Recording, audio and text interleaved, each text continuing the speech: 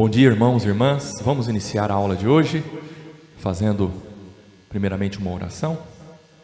Bondoso Deus, obrigado por esta manhã de aprendizado que o Senhor nos concede generosamente aqui na igreja. Obrigado, Senhor, por Tua palavra que nós temos à nossa disposição. Agradecemos porque em nosso país ainda temos a liberdade de podermos estudar a Tua palavra, termos a Bíblia em fácil acesso para nós, podermos ter uma igreja com portas abertas, Senhor, para cultuarmos ao Senhor com liberdade, que nós saibamos aproveitar esses momentos de aprendizado, e suplicamos a Ti, Senhor, que o Senhor fale conosco nesta manhã, agora na EBD, e também na pregação, no culto, Senhor, fale à Tua igreja. O Senhor sabe a necessidade de cada alma que está e estará presente aqui, Senhor. Fale conosco, que sejamos submissos também, que o Teu Espírito Santo nos conceda coração obediente, submisso à Tua palavra, Senhor, para vivermos com prazer obedecendo ao Senhor. No nome de Jesus, amém. Amém. Amados irmãos, vamos continuar o estudo da Confissão de Fé Batista de 1689. Nós estamos no capítulo 3 e, com a permissão do Senhor, vamos concluir esse capítulo 3, os decretos de Deus. Nesse capítulo 3, nós vimos sobre as determinações ou aquilo que Deus ordena, Deus decreta para todas as pessoas, para todo o universo, para todos os seres criados. É Deus soberanamente que determina todas as coisas. Isso está dentro desse capítulo 3, os decretos de Deus. Vimos dentro dos decretos de Deus a predestinação, e estamos vendo mais uma faceta dos decretos de Deus, que é a eleição. Hoje, concluindo o capítulo 3, nós vamos concluir também o estudo sobre a eleição. Lembra que nós vimos que Deus, Ele escolhe, Ele elege pessoas para a salvação. E hoje vamos caminhar para encerrar esse assunto, inclusive encerrando o capítulo 3, com um fechamento brilhante para nós, para que a nossa alma seja centrada, para que a nossa alma seja esvaziada, diminuída. Nós precisamos diminuir, nós precisamos cada vez mais, como João Batista disse, né? Que nós diminuamos e que Cristo cresça. Quando a gente entende de forma correta a doutrina da predestinação, da eleição e dos decretos de Deus, nós nos colocamos em nosso lugar, ou melhor, Deus nos coloca em nosso lugar de criatura falível, e Ele se coloca como de fato o Deus soberano que é, e nós só temos de dizer: Senhor, o Senhor é soberano, nós nos rendemos à Tua soberania em nossas vidas. Então vamos lá, concluir o capítulo 3 hoje, sobre os decretos de Deus, concluindo parágrafo 6 e parágrafo 7 do capítulo 3. Vamos, como nós temos feito nas aulas dessa matéria, ler o conteúdo do parágrafo, e a gente, ao ler o conteúdo, a gente comenta sobre o que foi escrito pelos teólogos lá no século 17, nessa confissão de fé batista. Vamos lá então? Assim como Deus destinou os eleitos para a glória, e nós vimos no finalzinho do capítulo, do parágrafo 5, que a destinação para a glória é: o que é a eleição ou a destinação sua para a glória? O que é glória? É a vida eterna com Ele, é nós vivermos para sempre na glória com Ele. Nós fomos eleitos, escolhidos e predestinados para a glória. Então vamos lá, Deus destinou os eleitos para a glória, assim também pelo propósito eterno e muito livre de sua vontade. Ou seja, há interferências externas quanto aos decretos de Deus, à vontade de Deus? Não, Ele decreta, Ele determina, Ele elege, Ele predestina da forma que Ele quer, segundo a sua própria vontade, de maneira livre, né? De maneira soberana, e não há soberano que não seja livre para fazer o que quer, senão não há soberania. Portanto, Deus é soberano e Ele é livre em sua vontade para fazer o que Ele quer, segundo a boa vontade que Ele quer. Então, pelo propósito eterno e muito livre de sua vontade, pré-ordenou todos os meios para isso. Agora veja, olha que coisa linda. Não somente Deus predestinou a sua salvação. Não somente Deus escolheu você para ser dele, mas Ele também determinou como isso aconteceria na sua vida. Porque não é somente eu escolho você para ser meu. Agora, daí para frente, você vê a maneira. Se é você que escolhe, se é 50% eu, 50% você. Se é por meio de um apelo na igreja que você responde a esse apelo, dizendo, eu quero Jesus, eu aceito Jesus. Tanto a escolha, tanto a predestinação, ou a escolha, a eleição para a salvação, quanto o meio para a salvação, são decretados por Deus. Não somente o fim é decretado por Deus, mas o meio, como você é salvo, foi decretado por Deus. Pois não, pai?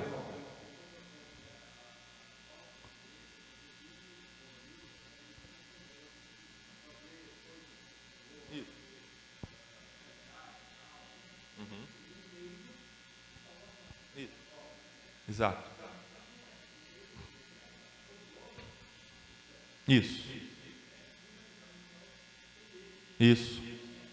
Exato.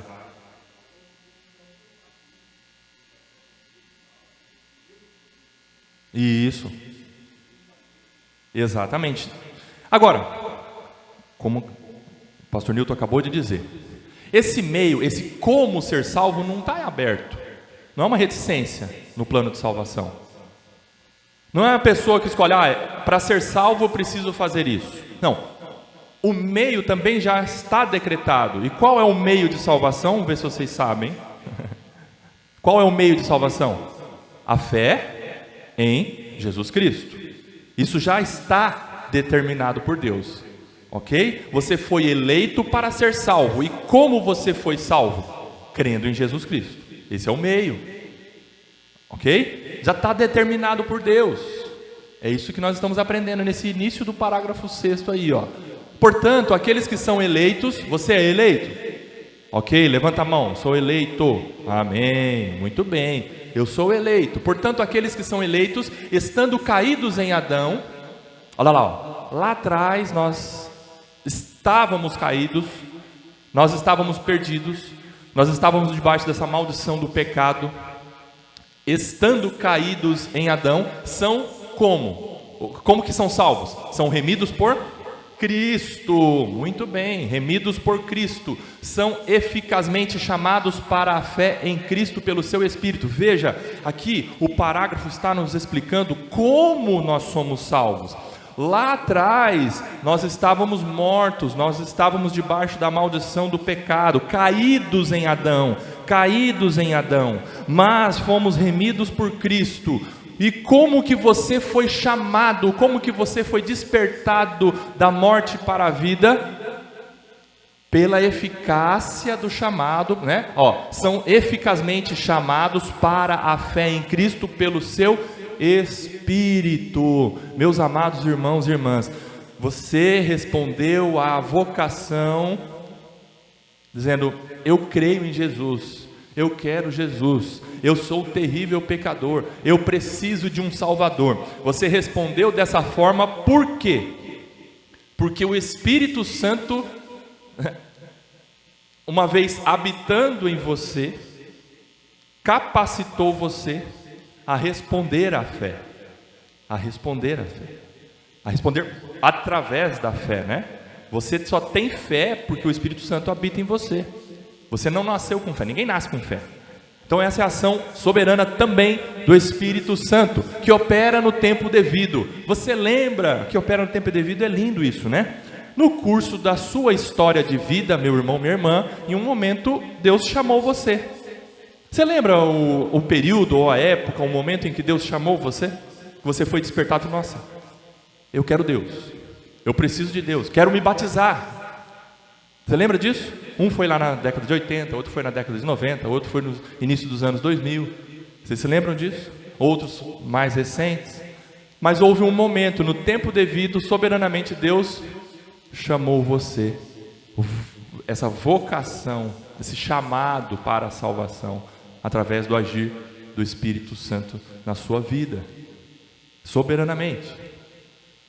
são justificados, ou seja, esses eleitos que estavam caídos em Adão, foram remidos por Cristo, foram eficazmente chamados para a fé em Cristo pelo seu Espírito que operou no tempo devido, eles são justificados. Você foi justificado, portanto, você foi adotado, portanto, você foi santificado e você está sendo preservado pelo seu poder por meio da fé para a salvação. Veja que do início ao fim a salvação pertence ao Senhor. Senhor, você está no caminho, eu e você estamos nesse curso, na carreira, na caminhada, nesse progresso ou nesse processo, né, que completará a carreira e finalizará a nossa redenção, que já está feita, mas ainda não estamos lá, mas já está, mas ainda estamos.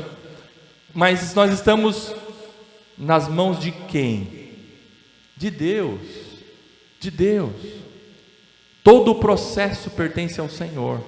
E nós fomos, por graça, alcançados, por graça e amor, alcançados por essa tão grande salvação. Justificação da parte de Deus, a adoção da parte de Deus, a santificação não vem de nós.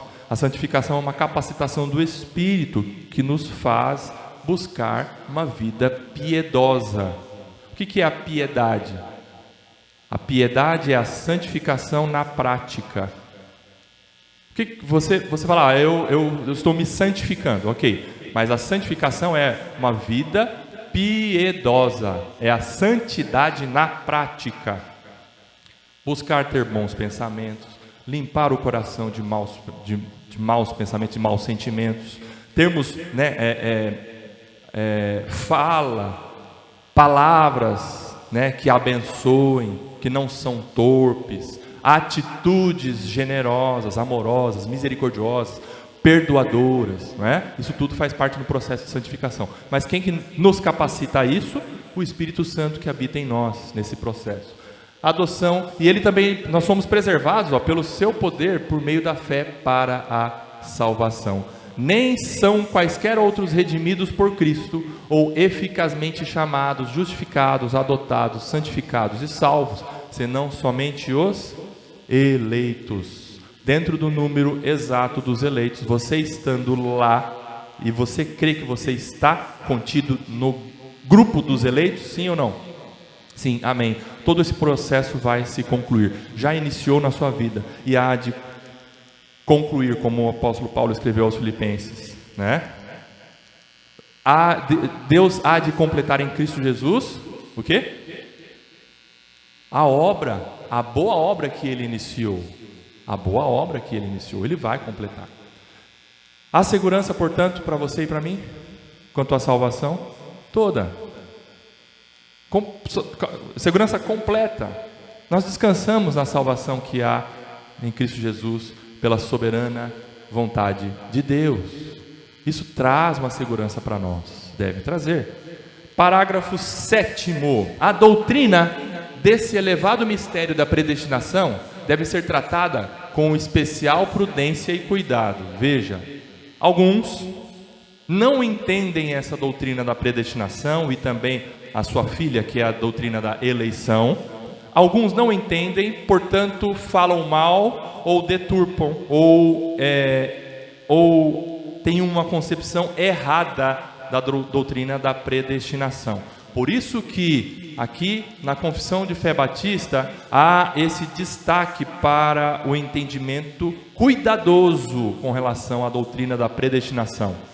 Olha lá, a doutrina desse elevado mistério da predestinação deve ser tratado com especial prudência e cuidado, para que os homens, atendendo à vontade de Deus revelada em sua palavra e prestando obediência a ela, possam, a partir da certeza do seu chamado eficaz, certificar-se de sua eleição eterna. Veja, a partir do momento em que você entende que você foi predestinado, que você foi eleito antes da fundação do mundo, que a sua salvação está nas mãos soberanas de Deus, você precisa crer que isso não vem de você.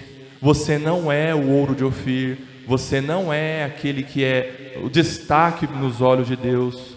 Você não é aquele que... Eu ouvi uma expressão faz pouco tempo. Você é o ponto fraco de Deus. Você não é o ponto fraco de Deus. Né? Para Deus te escolher.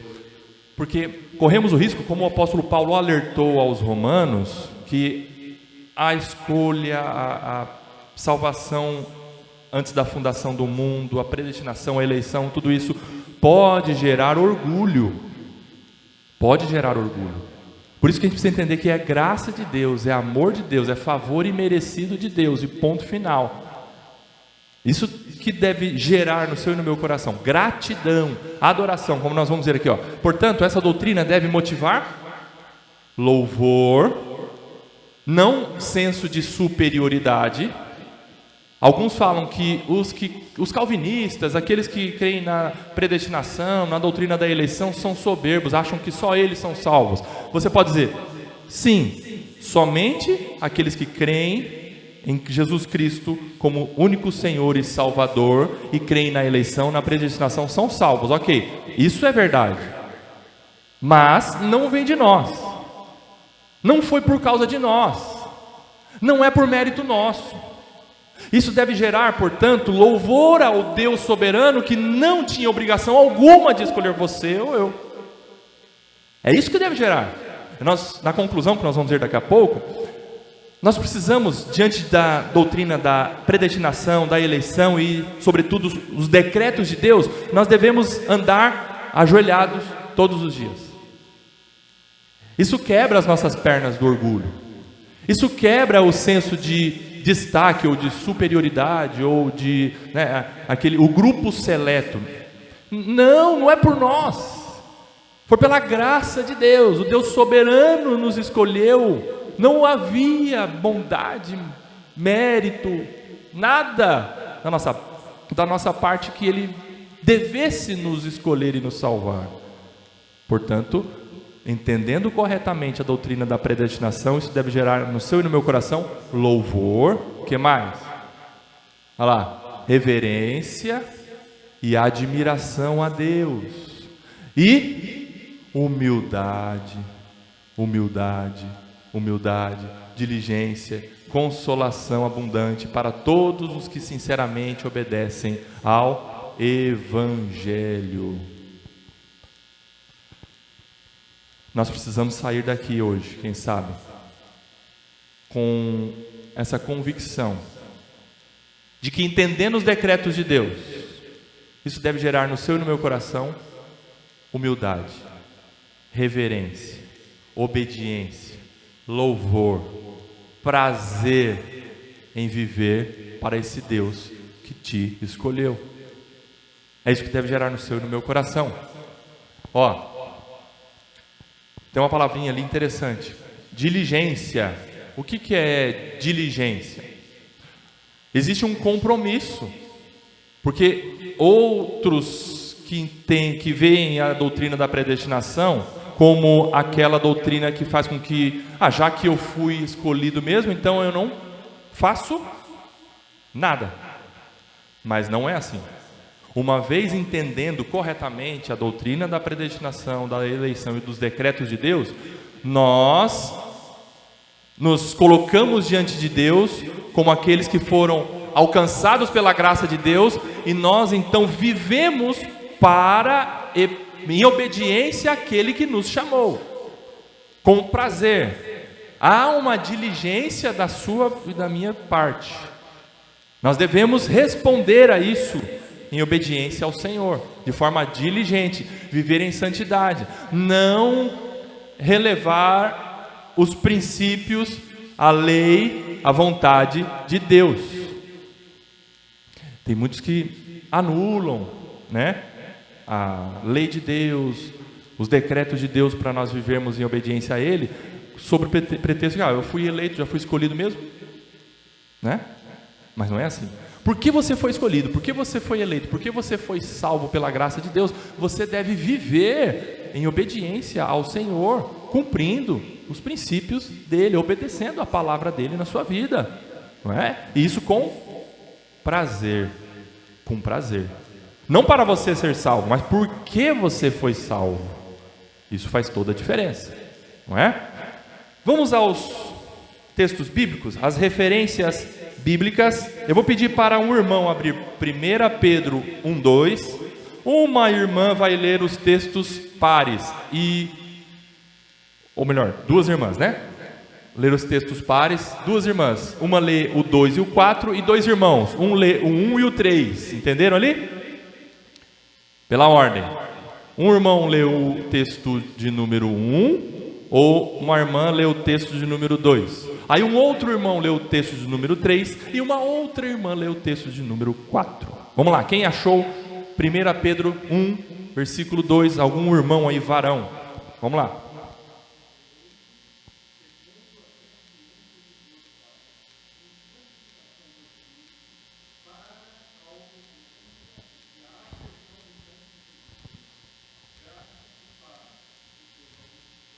Isso, muito bem. Voltando no versículo 1, ele vai colocar ali várias regiões, né? Irmãos de várias igrejas em várias reuniões. Aí o apóstolo Pedro diz, eleitos, ou seja, escolhidos, esses salvos de várias regiões, né? Da dispersão, isso, de igrejas de várias regiões, foram eleitos, segundo a presciência de Deus, ou seja, a ciência, a determinação, a vontade prévia de Deus, antes de tudo acontecer, eleito segundo a presciência de Deus, para que é?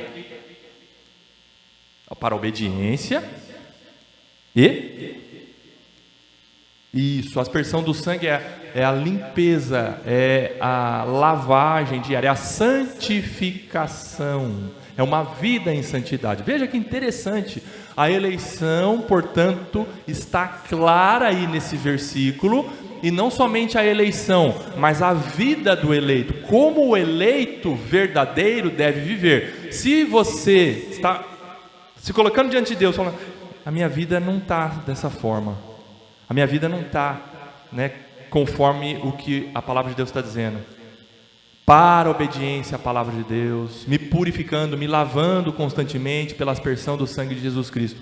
Aí o que você tem que parar e se perguntar?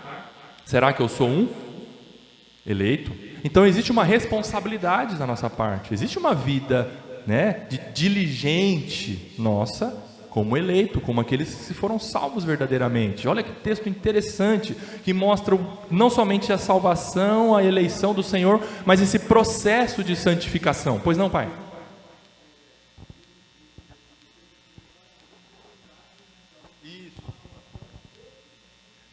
Isso. Deus Pai.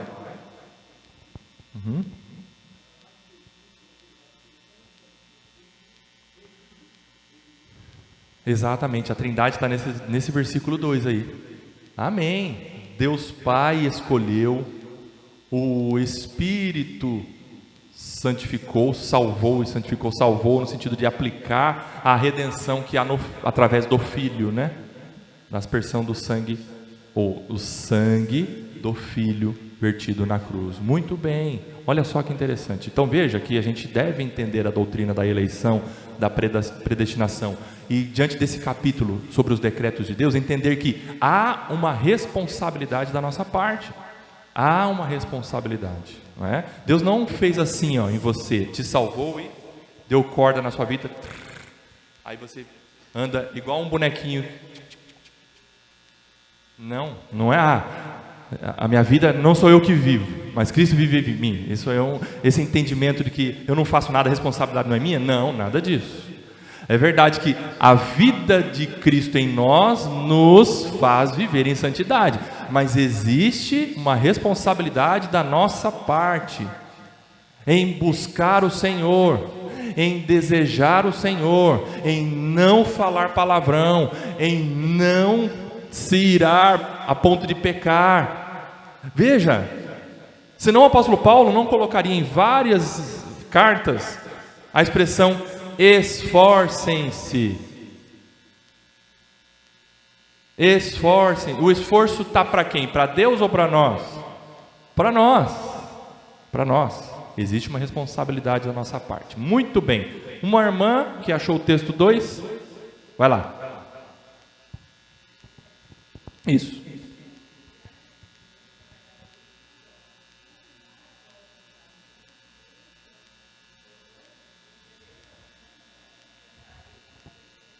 Mais uma confirmação da responsabilidade nossa como eleitos de fato, como crentes em Jesus Cristo, como verdadeiramente salvos, o quê? Buscai com diligência. O quê? Qual que é o termo que o apóstolo Pedro usa aí? Confirmar, não é? Leia aí de novo, por favor, mãe. Olha que interessante. A nossa vivência, a nossa conduta diz alguma coisa, confirma alguma coisa. A sua vida, como você tem vivido, mostra alguma coisa, confirma alguma coisa. Se você tem vivido buscando obedecer ao Senhor, isso confirma a salvação e a eleição. Se você tem vivido uma vida em desobediência ao Senhor, uma conduta que envergonha o nome do Senhor, tanto na sua maneira de falar, como você vive, as suas ações lá no serviço, na faculdade, na internet, nas postagens, isso confirma a sua não eleição. Olha como é que é sério, não é? A sua maneira de viver está revelando alguma coisa. Se você é salvo ou se você não é salvo. Altamente comprometedor isso, não é? Sim, com certeza. Terceiro texto, um varão, vai.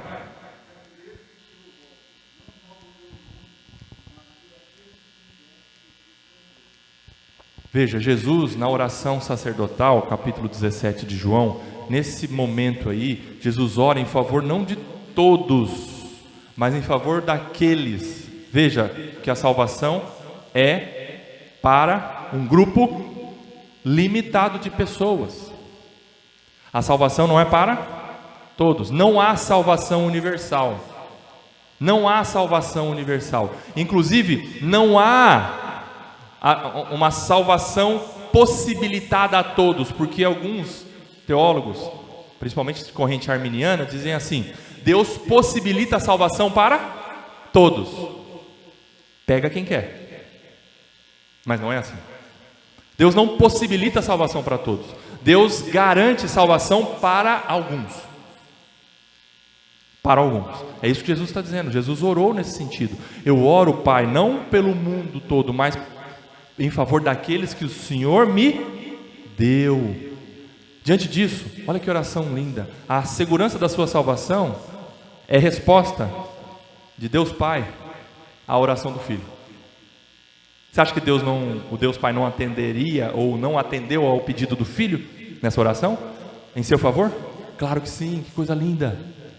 A segurança da sua salvação é resposta do Pai à oração do Filho. O Filho orou: Pai, eu oro por aqueles que o Senhor me deu.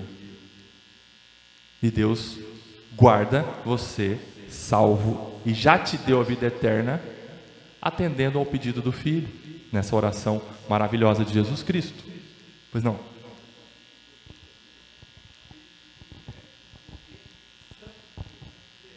Isso, perfeito, já são do Pai, aqueles que o Senhor me deu. Muito bem. E o quarto texto, vamos lá. Uma irmã, filha de Eva.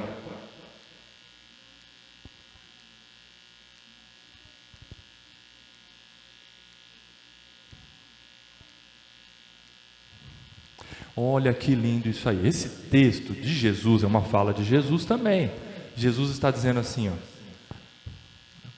vocês são salvos, vocês são eleitos, e vocês agora vivem, para Deus, em obediência ao Senhor, mas não se gloriem do que vocês fazem.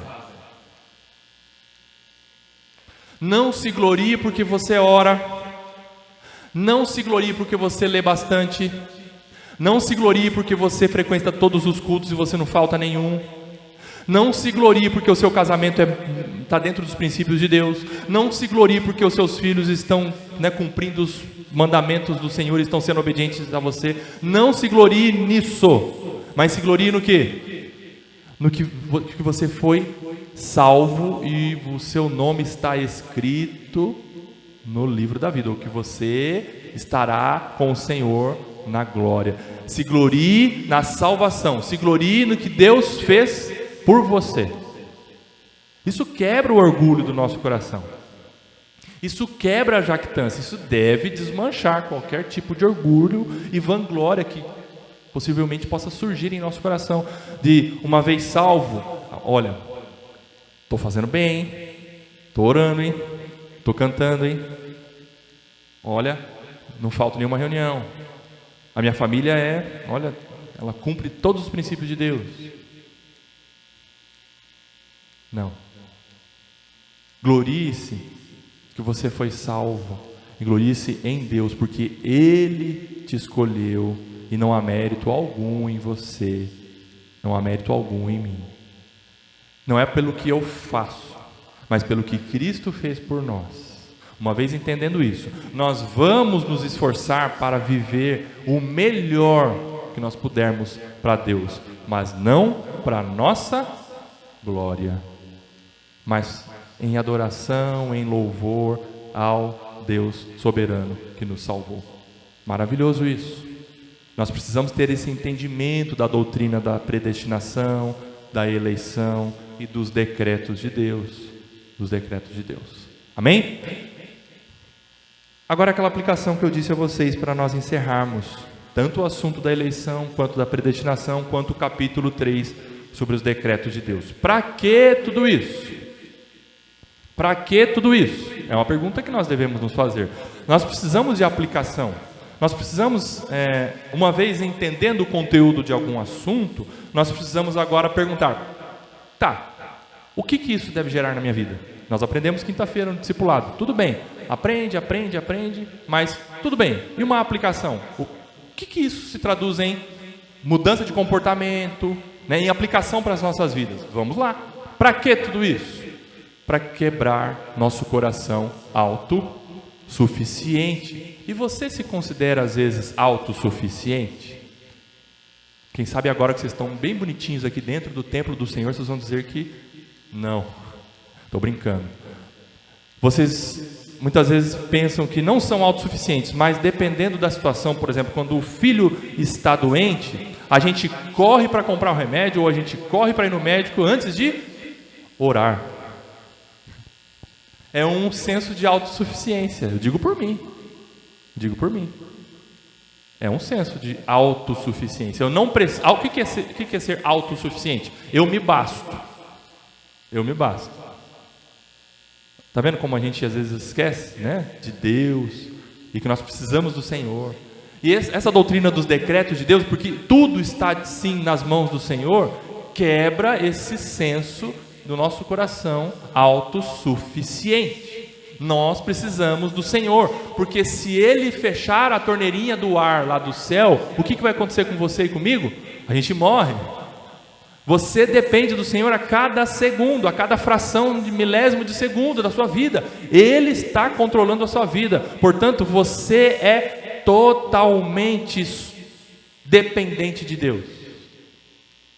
Totalmente. Eu sou totalmente dependente de Deus. Ele é soberano. Outra aplicação importante para a sua e para a minha vida: nos fazer mais humildes. Uma vez entendendo que nós não somos suficientes em nós mesmos, quebra aquele pecado tão forte que existe em nossos corações, que é o pecado do orgulho. O pecado do orgulho. E nós somos orgulhosos. Aliás, o orgulho é, quem sabe, a terra preparada para florescer, para nascer os demais pecados. O orgulho é o principal dos pecados. E o nosso coração pecaminoso é orgulhoso. E o entendimento correto da doutrina, né, dos decretos de Deus, quebra o orgulho dos nossos corações. Nos faz realmente pensar: eu não sou superior, eu não posso me achar superior a ninguém. Eu não sou superior a ninguém. Tem um que é superior a mim, que é o Deus soberano. E aqui, nessa linha dos mortais, todos são criatura, falha, pecadora, dependente de Deus. Tanto o ímpio quanto o crente é dependente de Deus. Não há bom diante de Deus, não há melhor diante de Deus. Olha só que interessante. Por quê? Porque existe um só que é soberano. Amém? Isso é importante nós entendermos. Mais uma aplicação. Terceira aplicação: isso gera ou deve gerar paz e segurança em nossos corações, pois somos beneficiários da graça de Deus. Veja que coisa linda, entendendo a salvação soberana de Deus, a predestinação, a eleição. Você foi alvo, você foi beneficiário da graça de Deus. Isso deve gerar no seu coração paz e segurança. Você levanta de manhã e às vezes você está triste, você está preocupado, você está com dúvida com relação a alguma situação na sua vida, mas tenha sempre certo em seu coração: você foi salvo por Deus e nada muda isso. Nada muda isso. Isso então enche o nosso coração de paz e de segurança, independentemente do que aconteça. Nós somos do Senhor. Nós somos do Senhor. Deus não é um Deus que tem rompantes e dependendo da sua situação, meu irmão, minha irmã, Ele tira a salvação de você. Não, a sua salvação já está certa, líquida, determinada por Deus. E ponto final. Isso gera segurança em nossos corações. Ninguém perde salvação, não é? Ninguém perde salvação. Levanta de manhã porque pecou, ou então durante o dia ou na vivência, eu pequei, eu desviei, eu fiz algo terrível diante do Senhor, perdi minha salvação. Não, não se perde salvação. Uma vez dada a você pela graça, você tem salvação para sempre, né? E o quarto ponto de aplicação aí é sermos eternamente gratos a Deus. Se o entendimento correto da predestinação, se o entendimento correto da eleição e dos decretos de Deus não levar você a ter um coração agradecido, alguma coisa está errada no seu entendimento sobre os decretos de Deus. Nós devemos viver, como eu disse agora há pouco, andar de joelho em gratidão ao Senhor, agradecendo ao Senhor. Eu vi um recorte essa semana de uma pregação do pastor Marcos Granconato, lá no Consciência Cristã, e ele, mais ou menos nesse contexto, ele falou assim: o que nós vamos fazer lá no céu, quando nós chegarmos lá? Aí ele responde: sabe o que nós vamos fazer? Nós vamos encontrar o Senhor e dizer para Ele: obrigado, Senhor.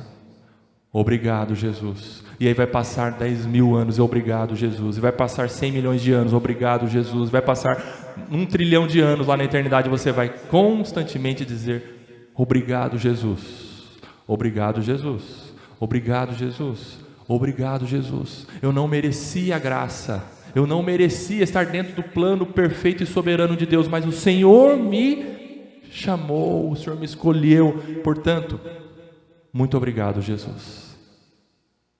Deve gerar nos nossos corações essa atitude de gratidão. A atitude de gratidão é ações de graça. Isso são ações de graça, né? Obrigado, Senhor. Amém? Alguém quer falar mais alguma coisa?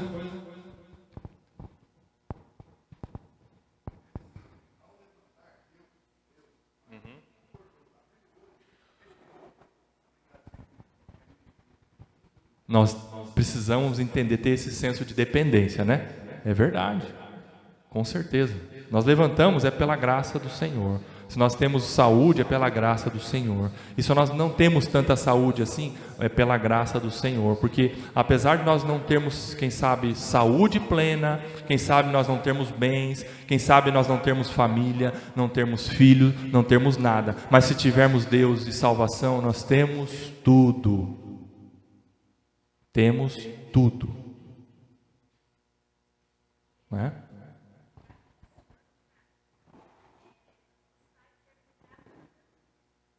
Isso.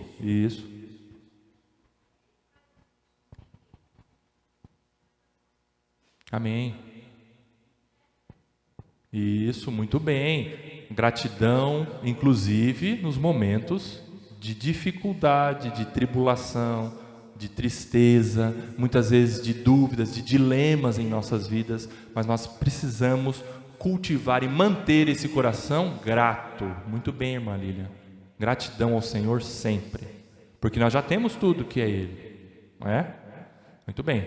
Alguém quer falar mais alguma coisa? Amém. Terminamos então. Só que nós temos que ler o que Charles Spurgeon escreveu sobre a eleição, e aí concluímos o capítulo 3. Spurgeon escreveu o seguinte, vamos ler todos juntos, como se fosse também a nossa fala? Vamos lá. Eu creio na doutrina da eleição, porque tenho a certeza de que se Deus não tivesse me escolhido, eu nunca o teria escolhido. Ponto. Para um pouquinho. É verdade isso para você? É verdade, né? Eu nunca teria escolhido Deus se Ele não tivesse me escolhido. Continuando, vamos lá. E tenho certeza que Ele me escolheu antes de eu nascer, ou então Ele nunca teria me escolhido depois. Dá uma paradinha aí. Verdade isso para você? Sim. Deus me escolheu antes de eu nascer, porque se Ele tivesse esperado eu nascer para ver se eu seria uma criatura que desse alegria para o coração dele, ele ia olhar e falar, não, esse eu não escolho. Louvado seja Deus pela eleição antes dos tempos eternos. Continuando. E Ele deve ter me escolhido por razões desconhecidas para mim, pois eu nunca poderia encontrar qualquer razão em mim mesmo para que Ele devesse me olhar com amor especial. Verdade isso para você? É verdade para mim. Amor da parte de Deus. Amém? Senhor, obrigado pela salvação que temos em Cristo Jesus.